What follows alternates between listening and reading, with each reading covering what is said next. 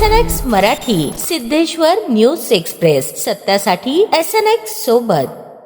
जागा आहेत आणि एकूण 20 वॉर्ड आहेत.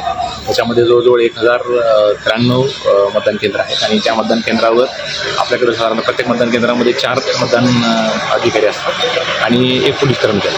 अशा जवळजवळ 4,500 ते 5,000 कर्मचारी आपल्याला आज 7 वेगवेगळ्या ठिकाणी त्या ठिकाणापासून त्यांचं डिस्पॅच होणार आहे. त्यांच्यासोबत आपलं जे इलेक्ट्रॉनिक वोटिंग मशीन असतं ते पूर्ण मशीन आहे, त्याचं त्यांच्या सुपूर्द करून ते आज दुपारपर्यंत त्यांच्या त्या मतदान केंद्रावर जातील.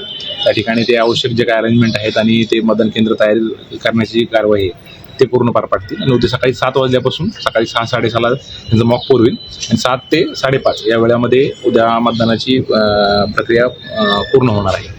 आपल्या माध्यमातून जे सर्व जे मतदार आहेत त्यांना आव्हान राहील की लवकरात लवकर आपण सकाळच्या लवकर वेळी आपलं मतदानाची जी हक्क आहे तो बजावण्यात यावा आणि उमेदवार आणि राजकीय पक्षांना आव्हान राहील की ही पूर्ण प्रक्रिया आतापर्यंत शांततेच्या ह्याच्यात गेलेली आहे.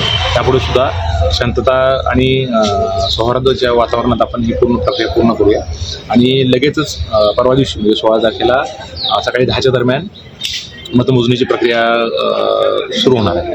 तर या पूर्ण प्रक्रियेमध्ये आवश्यक असलेले पोलीस आणि मॅनपॉवर जे आहे ते सुद्धा आपल्याला प्राप्त झालेलं आहे आणि जो काही ट्रेनिंग आणि जे काही आपल्याला आयोगानं राज्य निवडणूक आयोगाने ज्या काही सूचना दिल्या त्याचं सर्व सूचनांचं पालन करून आपण ही पूर्ण प्रक्रिया पूर्ण करणार आहोत. आणि जवळजवळ एकूण आपल्याकडे 9,27,000च्या आसपास आपले जे एकूण मतदार आहेत त्या सर्वांना सुद्धा आपल्या माध्यमातून आव्हान राहील की जास्तीत जास्त मतदारांनी आपल्याला हे बऱ्याच 3-4 वर्षे ही पूर्ण प्रक्रिया थांबली होती आपल्या सुप्रीम कोर्टाच्या ह्याच्यामुळे सूचनांमुळे वगैरे. तर ते आता आपण हे पूर्ण लोकशाही जी प्रक्रिया आहे त्याच्यामध्ये सहभागी होण्यासाठी आपल्याला संधी मिळत आहे. तर सर्वांनी जास्तीत जास्त मतदारांनी आपला मतदानाचा हक्क उद्या बजावा. जर सर संविधान राज्य निवडणूक आयोग किंवा इलेक्शन कमिशन ऑफ इंडिया यांचं जे वल्नरेबल आणि सेन्सिटिव्ह म्हणून जे येतं तसे 0 आहे. परंतु पोलीस विभागानं त्यांच्या लॉ अँड ऑर्डरच्या दृष्टीनं 46 मतदान केंद्र जे आहेत ते आयडेंटिफाय केलेले की त्यापूर्वी त्या ठिकाणी काही मारामारी असेल किंवा काहीतरी अशा घटना घडल्या ज्या लॉ अँड ऑर्डरच्या दृष्टीने आहे.